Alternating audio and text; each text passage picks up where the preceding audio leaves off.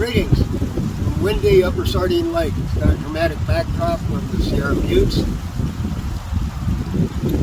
But I thought we'd consider today as pediatrics because everybody wants to help young children. And that's one of the major focuses of us at the hospital. Years ago, I met a couple of John and Dale Hope, and they asked how they could help, and I said, pediatrics. Too many kids are dying under the age of 5. So they built the pediatric clinic.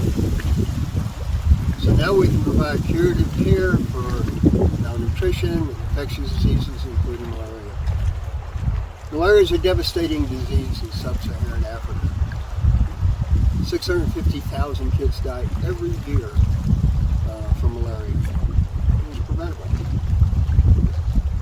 So we wondered how we could deal with the overwhelming degree of malaria we were seeing at the hospital. So we engaged our friends, the omufumu, traditional healers. Some people call them witch doctors. In the course of our conversations over several months, they brought up omufumu, which is their word for malaria. And they said that they were having a hard time treating it. And I said, well, so do we, because they come in so late and we're not preventing it. They said, how can it be prevented? And we said, through bed nets.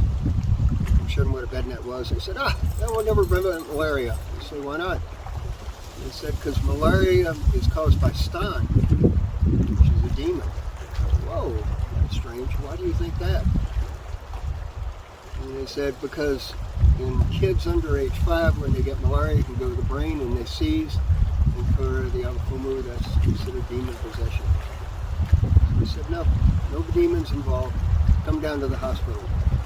We came down to the hospital lab, showed them what malaria looked like under the microscope. Medical students showed them the life cycle of the Anopheles mosquito, the carrier of malaria. Then we took them to the wards and showed them how we could treat them.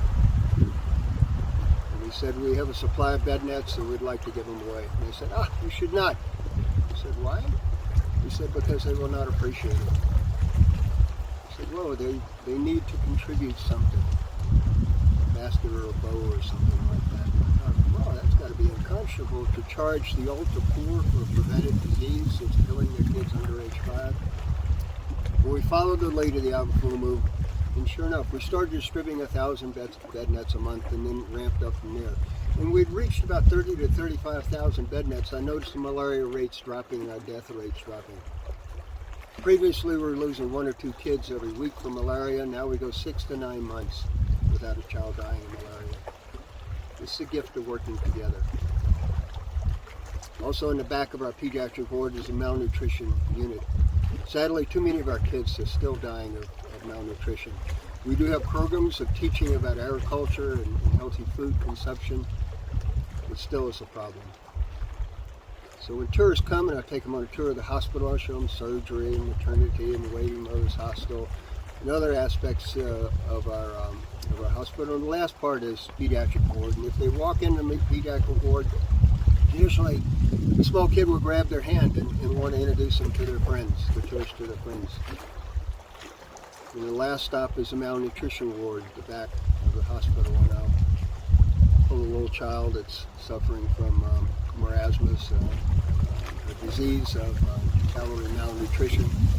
And the child has the weight of a butterfly, and I'll place it in one of the tourist arms, and they will say, whoa, how old?